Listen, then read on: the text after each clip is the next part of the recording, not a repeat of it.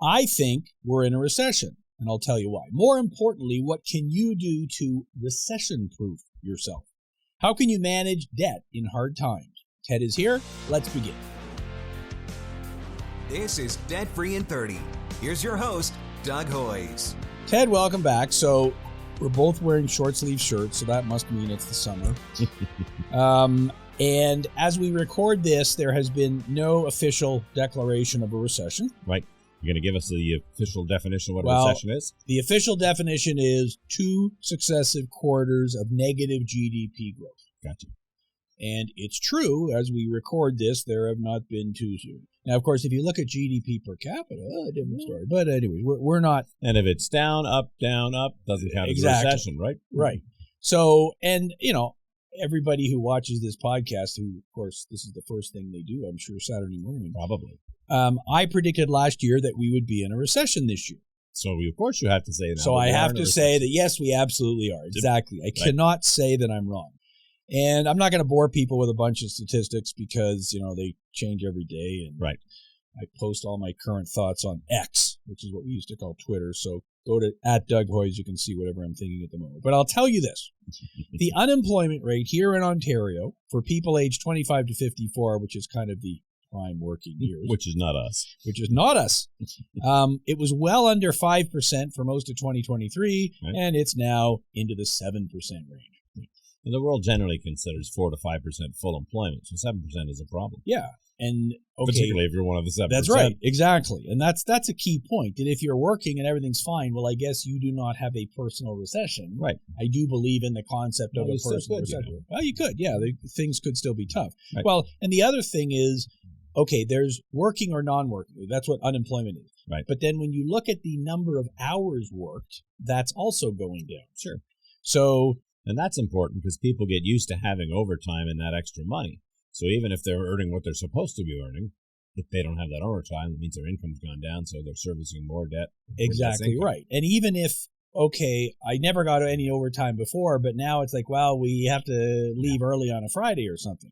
So again, people aged 25 to 54, it used to be in the middle of 2023, it was well over 38 hours per week, and now it's below 37 hours per week. Okay. It doesn't sound like much, it's 1 hour, but okay, that's like 2.5% of my working hours. Right. So in theory, my... Could be somewhere between $100, $200 a month. Yeah. So all of your expenses are going up because of inflation, and now you're taking a $200 a month hit on your paycheck. Right, and if that hour you've lost was an overtime hour where you got paid time and a half, then it's even more significant. So it's a situation cycle. It is. And of course, if your income is going down, but as you say, my expenses are staying the same or going up, how do I bridge the gap? Right. The money's got to come from somewhere, and we know nobody saves money anymore. So I guess I'm resorting to debt. Right? That's pretty much all you can do. And sure enough. Again, I'm not going to show the charts because you can visualize this in your head. Credit card balances, as they do every year, they peak in November and December, and then they drop slightly earlier in the year. But guess what? They're back up again. And they're all-time high levels. All-time high levels. Yep. They just keep on going. And so, as a result, personal insolvency filings, we're talking about consumer proposals and bankruptcies, are back to the levels they were in 2019. So before the pandemic. In fact, even just a little bit higher. Right. So, and then, we got trade wars and real wars and softening real estate and all the rest of it. So you combine all of that, and I think we are in a recession. Now, do you agree with that, or do you think I'm overstating it just because I have to make my predictions correct? Even technically, if we don't meet the technical definition of what a recession is, by the end of the summer, we probably will. So it's a moot point. I think, yes, we're in a recession. And do you also agree with my theory that, we each experience a different reality? If you're a rich person, everything's great, always has been, always will. Yeah, your RSPs are going up because nobody knows what the stock market's doing these days. Exactly. Whereas if you're one of those people who are in the unemployed or reduced hours or whatever, then things are tougher. Yeah. So I think there's 2 different realities. That's kind of the reality. Okay, so with that background, today's topic is, how can I protect myself in tough economic times? And it doesn't matter if you and I are right that we're in a recession or not. Makes no difference to what we're talking about. Makes no difference, because what we're talking about is how to protect yourself. Well, if times are good, this stuff will work perfectly fine as well. So I think it's just more important to have your affairs in orders in bad times. So even though we're only 5 minutes into the show, we're going to go right to the end. Practical advice. We keep getting this earlier and earlier Did we do in that the last show. week? We did. Yes. Last week we went right to practical advice, and kind of that's probably a good thing because I know everybody likes to hear me pontificate on. You're assuming people were fast forwarding. Exactly. Everyone anyway. has already fast forward to the 5 minute mark. So so I just said all of our advice will apply equally in good times and bad. Right. But is that true? What is the difference between managing money and debt in good times and in bad? Sure. Well, so in good times, you've got more margin for error. There's more room for things to go wrong or for you to not be using the sharpest pencil that you have. So, I don't know, your debts are, let's say they're at the same level, and it costs you $1,000 a month to service them. For most of the people listening to the show, that number's probably low. But if you've got lots of overtime and you're making lots of money, then it's easier to find that $1,000. When suddenly your hours are down by an hour or two every week, where you're looking at layoffs or you're going to be one of those unemployed, that $1,000 becomes critically difficult to get a hold of. There's no more room for error. You've got to be doing the right thing at the right time. No margin for error. And I totally agree with that. And obviously, if the economy's booming, I'll get some overtime, I'll pick up a second job. But if nobody's hiring, well, it's kind of hard to get a new job or pick up a second job. Right. So it's, as a result, very difficult to increase your income.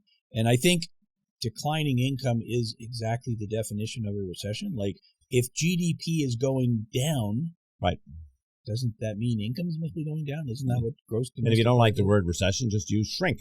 Shrink. There you go. That's a painful. Is your money shrinking? Yeah, it's a painful word. Okay, so what then is the biggest difference between managing money in good times and bad times? Yeah. Well, so the way you sell anything is fear, right? And if times are good, there's not as much fear. So your mindset is different. You actually have a positive outlook on the world. As soon as things start to go wrong, you get scared, you pull in, you get defensive.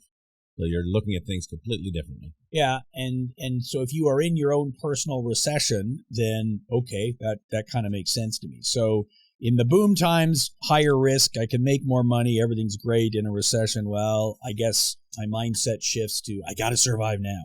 Survive now. So, okay. So here's the scenario, and you're going to give me your practical advice on this. So, So let's take the case of someone who is still hanging on. This is a paycheck to paycheck guy? A paycheck to paycheck guy. And we'll talk about someone who's already tipped over the edge in a minute. But, they've got a job, which most people do. That's what 7% unemployment means. Right. But things are getting tight. Their hours at work are reduced. Their debt is growing, and they're afraid they might lose their job. So it hasn't happened yet, but they're afraid it might happen. Fear is the this motivator. Goes back to your fear. So, okay, so you're sitting down with this person. What's the first thing that pops into your mind that you're going to say to this person? So we always talk to everybody about their income and expenses, and the scenario you've just described, we can't do anything about the income. There's pressure on that. So we've got to look at how can we cut back on our expenses. What's our biggest single expense? Living, housing, right? Yes. All right, well, so do you need to look at getting a roommate or moving back to family or just finding a cheaper place to live? That's your biggest single item. Second biggest item, transportation, which means in our culture, a car. And I hate to say it, but do you need to look at getting rid of the car, finding some other way to get around? Are there other things that you can cut out of your budget that are really discretionary, things you don't need? Vacations. I mean, everybody says they need a vacation, but if it's a choice between paying the rent and going to Las Vegas, pay the rent. Yeah, and we're not saying you can't take a vacation. No. We're saying you don't want to be spending a lot of money on the vacation. Right. So instead of getting on a plane and flying to Vegas in your example, well, maybe I'm going to stay in the city. I'm going to drive to the next town over. I'm going to go camping, whatever it is. Go to the zoo. Go to the zoo. I don't know how much the zoo costs, but I don't either. that would be a thing. So yeah, and again, I get that we're on some podcast here, and it's easy for us to say, oh, well, you got to cut your expenses, get a roommate, do it. I realize that is not possible in some cases. And it's not something you can do overnight. Exactly. So I'm living in a bachelor apartment. How am I going to get a roommate? Right. I got a dog, I got a cat, I got to live in this area because of my work, whatever. So I understand that some of what we're saying is overly simplistic. Same with getting rid of a car. Well, that's fantastic. If you live in downtown Toronto and can take transit, fantastic. But if you live over here and have to get to your job at 5 a.m. over there. And even saying get rid of a car, you still have to actually go through the process of relieving yourself of that car. And it's not easy. Yeah, what particularly if there's a loan. Yeah, exactly. Right. So, okay, I got a $10,000 shortfall when I give up the car. How am I helping myself? So what we're emphasizing here, though, is fear is going to cause you to look at how you spend your money. So maybe we should have said the first thing you want to do is take a really close assessment of where your money's going. How much is coming in? How much is going out? We probably talk about this on every show. We do. And it's kind of the basics. So okay, you just mentioned it, in and out. And so, okay, in this particular scenario, the income, there's not a whole lot we can do. Right. And that's because that was kind of the premise of the question. That, right. Yeah, I can't get extra hours because... No, my hours have been cut. I'm afraid I'm going to get laid off. Whatever. The thing that started your mindset to change was the fact that the income side of this was receiving pressure. And so is this the time to start thinking about, well, maybe I need to start thinking about a side hustle or a part-time job or some other gig or something? I think the time to do that is before you've already been laid off. Right. And I don't have any idea what you can possibly do as a side hustle. Yeah, it depends on your skill set and the hours that you're already working and when you're available to work. I mean, the point we're trying to emphasize here is you want to learn how to swim before you get thrown out of the boat. Right. It's a little late if you're already in the water. Yeah, that's exactly right. So it's like, okay, well, I got my job in the office, Monday to Friday. Maybe I can pick up a job as a bartender or a waiter or something like that on the weekend. And maybe I start doing that now so that I'm already established there by the time I lose my job, because that's what I think is going to happen. Right. That's not a long-term solution, but at least I got a bit of cash coming in. And I don't know about you, but I'm seeing more and more clients who have more than one job. Oh, sure. And that was a cultural thing for the last, what do you call it? The gig economy. Right? Yes, the gig economy. I don't think I made that up. They all have 2 or 3 jobs. Yeah. At the same time. Yeah. I'm driving for Uber and for Lyft, and I'm doing DoorDash, and I'm doing everything. So, okay, so that is our, like you say, we talk about that every show. That's our boilerplate advice. We talked about it last week. I'm sure we'll talk about it again next week. But give me some advice that we haven't talked about every single show. Like what can you do here? So your biggest single investment is yourself. You are your best asset. So every once in a while, it doesn't hurt to either retrain or upskill or try to develop some new skill sets that perhaps are going to help you earn some income. So I talked to a guy last week who is getting his welding certificate. Well, that's actually a good ticket to get. That's what I thought, too. Now, I don't know exactly what's involved. I think he's already got some kind of background in it, but there's some courses to take, some practical experience, whatever. And I don't know. I think he thought it would be like 6 months to get whatever the next piece of paper he would get. That, to me, sounds like an excellent idea because you're not paying for a university education, although there is some cost. There may be some government assistance to help with it. But now you have yet another marketable skill. Right. And it's a skill that's in demand. And it's not just one employer who needs that skill. Right. Factories, construction, the whole So bit. I guess you should factor in this decision, too, that if you're going to upskill or increase your skill set, make sure it is something that's useful. Yeah, that's right. So learning to do that, putting horseshoes on a horse, that's good. But unless you live in farming country or at the racetrack, then it's probably a less important skill. So the other one that I think is important is building your network. Do you agree with that? Well, sure, because like everyone says, it's not what you know, it's who you know. Yeah. And so the more people that you know, the more people you're familiar with, the better the chances are someone will be able to help you if you need a new opportunity. Because I'm going to make up a statistic here, because that's what we do on YouTube. The 74% of jobs are not advertised. Okay. I just made that up. I don't know. We don't know what but it is a significant number. Yeah, it's not a trivial number. Because, my company's hiring, so the boss says, hey, anybody know anybody? Yeah, I got a guy. And because as you and I know, because we've been hiring a lot of people this year in 2025, it costs money to interview a bunch of people, go through resumes, go through an agency, whatever. So the better you can do on that, the better. And I don't know for the viewer how to do that for you.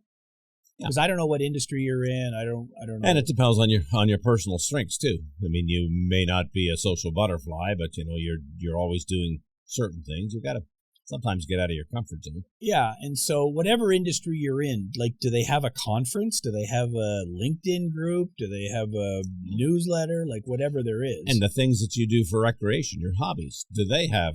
There's some way you should be getting more network with those people. I mean, it's a real win if you can turn a hobby into something that generates some cash. Yeah, but you're right. Even if it's my hobby, you go to the bowling league every Wednesday night, or Right. You're at church on Sunday or whatever. Well, you're meeting people, Right? And those people might know people who know people. So I agree. These are all things that you can do well before your job becomes in jeopardy. Okay, so let's finish the scenario of someone who is doing okay, but they're worried about the future, and then we'll get into the whole debt discussion. So what other advice would you have for that person? Well, so if you're worried about the future, well, we'll ignore the obvious, pay down your debt, because we talk about that all the time. But you should also have some sort of emergency fund. I mean, the general rule of thumb is you want to have 1 to 3 months worth of expenses in the bank in case something goes wrong. 3 months is a pretty big number, but if you can start with 1 month, it's certainly a great start. Yeah, and the math I would do in my head is, okay, if I was to get laid off tomorrow, I presumably am going to qualify for EI unless I'm self-employed or otherwise don't qualify. But it's going to take a number of weeks for that to kick in. 4 to 6 probably. And it depends if I get a severance payment or whatever and all the rest of it. So that's the gap I need to bridge. So that's the emergency fund. That's the emergency fund. Yeah. And okay, it's unrealistic to save up 3 months worth of expenses. Well, and it's going to take you time to do it. Right. But, okay, well, I guess if I'm worried about the future, now is the time to pick up that extra job on the weekend, drastically slash my expenses so I can be putting a bit aside so I've got a bit of that cushion. Learn how to swim. Learn how to swim. Now, let's assume in this scenario that this person they're going to be okay. They'll start an emergency fund. They'll be okay. They're not going to be coming in to see you or me. Is there any other advice you would give them to set themselves up for the future? Well, sure. It's always good advice to protect your credit. So that means obviously don't have more credit than you need, pay your bills on time, and make sure your utilization is low. Remember what we talked about, folks, utilization is how much credit you have available versus how much debt you're actually in. So if you've got $10,000 worth of credit on your credit card, your balance is $1,000, you're at 10%. Try to keep your utilization as low as possible.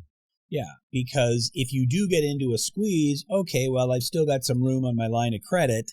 I don't want to be using debt to be funding my living expenses, but if it's a temporary thing, well, I guess that's kind of what you got to do. So what about the guy who's a homeowner? Right. So he's got a mortgage, and, I'm a little bit worried about the future, my job and everything. Should I be rushing to renew my mortgage now or not? Yeah, it's a tough one because I think interest rates are still going to come down a little bit more before the end of this year. We're halfway through the year now.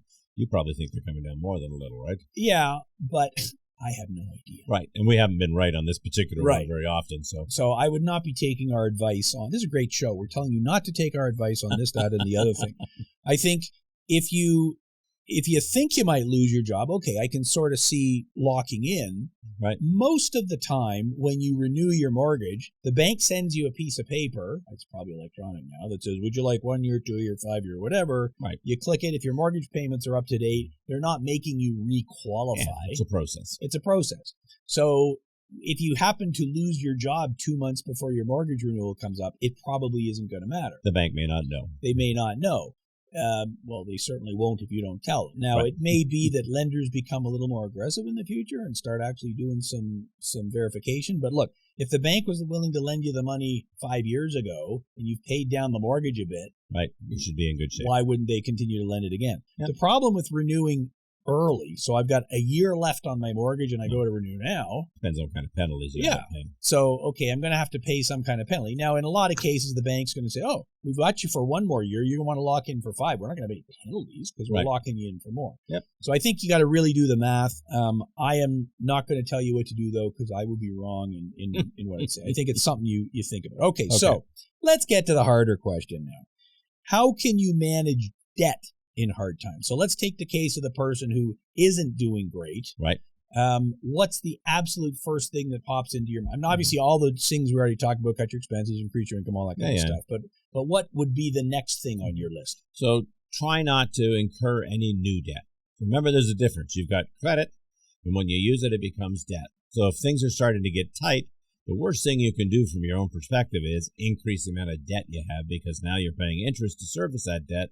You've got less money available to cover your living expenses. Yeah, so don't get into new debt. And again, that's hard to do. I get it. But now would not be the time to be financing a new car.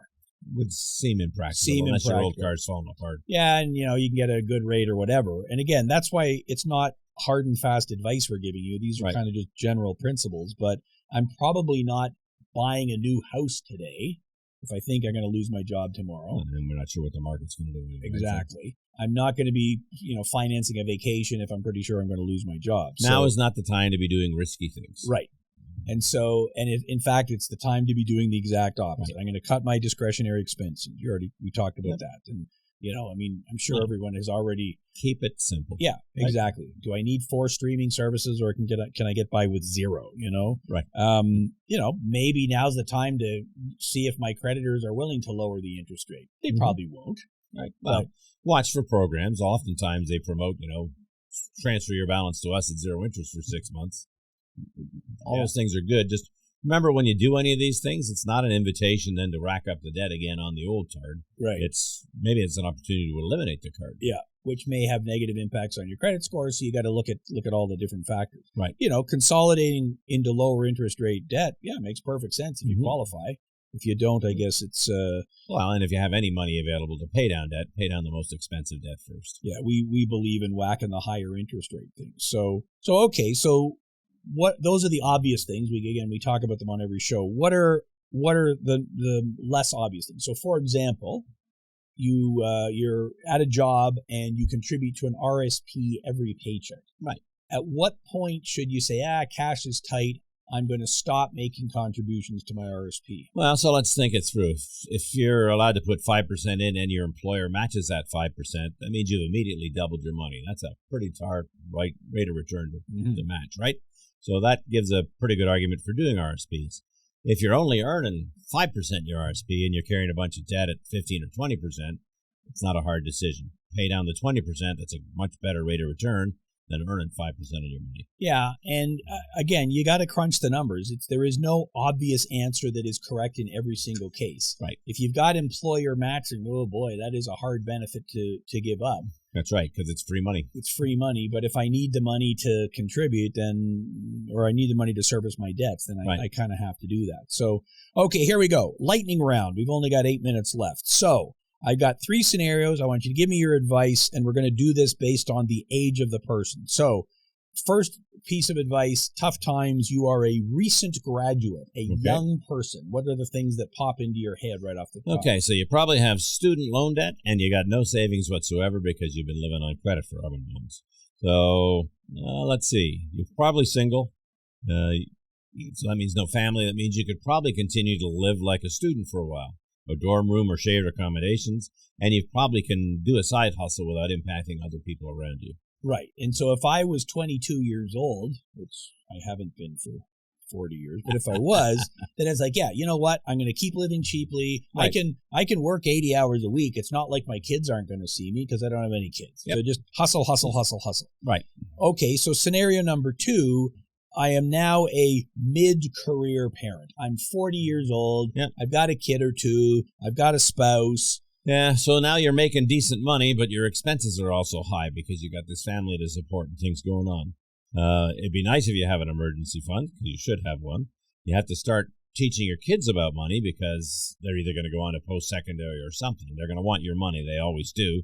And you have to find an equal balance between time spent working versus your family. Yeah, and I think this is the hardest age because you have to find that balance. Right. Like, it's kind of crazy to say, well, I'm going to work 80 hours a week and never see my kids. Well, your kids are living in your house for, 20 years. Mm-hmm. At some point they move out. If you're going to live to be 80, then that's a quarter of your life you spend with your kids. Do you want to waste that quarter of your life not ever there for them? Well, and the example that you're setting them is it's more important to make money than to do anything with your family. Right. So that's it'll have consequences later. Not a great example. But I also need to have money to pay the bills and pay rent and everything else. So it's like, I think that's a very difficult age. I mean, maybe that's where you're looking at things like, well, can I get a job where I'm working remotely so I don't have the travel time? Can I live as close to work as possible? So again, I'm cutting down on my transportation time. Yep. Maybe I can negotiate flexible hours that I can,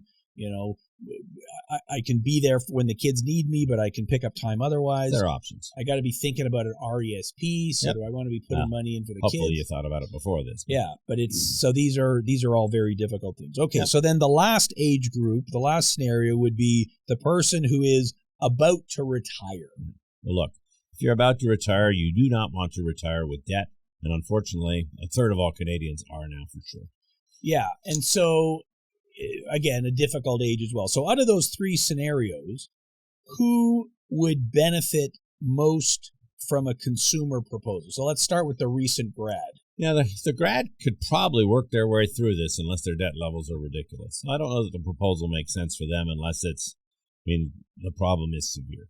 Well, and if your biggest debt is your student loan, the proposal's not going to help anyway. Right. Because the rule is... Got to be out of school for 7 years before you can compromise the student loan. So if you've been out of school for 2 years, then the proposal isn't going to help you. So unless you got a whole lot of other debt and you're willing to just keep paying the student loan, then the answer is probably you just got to hustle. Right. There's no answer. So then that mid-career parent, that 40, 45-year-old person... Yeah, that's the sweet spot for a consumer proposal because for whatever reason, some planning errors, things happen in life, you've accumulated more debt than you could service. But you also got some equity in a house maybe or some savings. Well, a consumer proposal will reduce the interest and reduce the amount that you need to pay out for servicing the debt.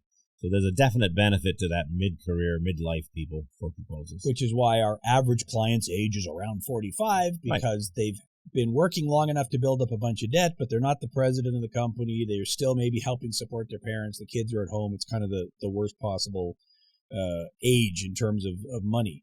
And then that soon-to-be retired guy. Yeah, so that's a growing segment for consumer proposals and, unfortunately, for bankruptcies.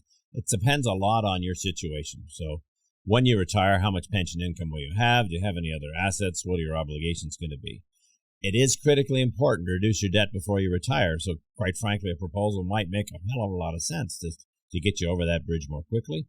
But we've got to look at each person. Yeah, if you've got 1 year to retirement and we're putting you in a 5-year proposal. Is your pension income going to support payments for 4 more years? Yeah, can you keep working part-time? So, Again, I think you're right. You got to talk to a licensed insolvency trustee to figure it all out. So, give me your final words of advice. We've talked about income and expenses and debt. Give me your final brilliance here. You hit on all this early on when we were talking about mindset. I mean, you've got to be mentally resilient. You've got to have a certain, what's the word I'm looking for? Fortitude. Toughness. Things are tough, and you want to make sure you can address it properly. And don't let the bastards get you down. There you go. Can I say that already? No, you can't. We'll have to bleep that Beep that out. This isn't actually radio. It's That's a podcast. True. But yeah, I agree. I mean, economic stress obviously takes a toll. So you got to have a plan. You got to follow a budget. And I know we don't like budgets, but that's really just a plan. Yeah, and this is going to sound like a commercial, but you're not a debt expert. So if you feel that you're in too much trouble, talk to somebody that is. So that means you or I as licensed insolvency trustees. Maybe somebody in your family is an accountant or has good financial history, but family members are not the best line of defense because they're not going to be as objective as they should be. Yeah, it's can I pay this off on my own by working extra hard, if you can, fantastic. That's exactly what you should do. Right. If it's way too much than you could ever hope to repay on your own, then I agree.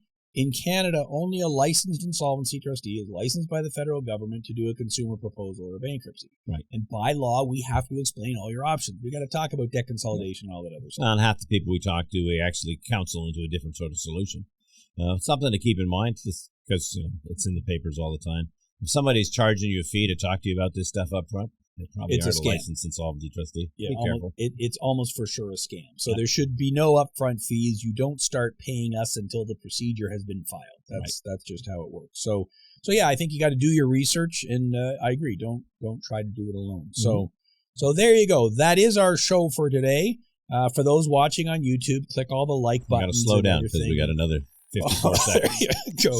Stretch it Ted is out. watching the clock. This might be our first episode this year where we actually finish in less than 30 minutes, which would be fantastic. We are on all the podcasting apps. Spotify is a big one, Apple Podcasts, and so on. Again, every Saturday morning, a new podcast is released. I think most people don't listen to it at 6:30 in the morning when it's Is that when they come out? 6:30 in the morning. I think it's like 6 in the morning on the audio, and then 8 in the morning on YouTube, Toronto time. So click the notifies. You'll be notified of all of them, including next week's episode where we will be back. And if you're worried about all this sort of stuff, you can go to our website, hoyes.com, HOYES.com, and get in touch with us. That is our show for today. Thanks for listening and watching. Until next week, I'm Doug Hoyes. That was Debt Free in 30.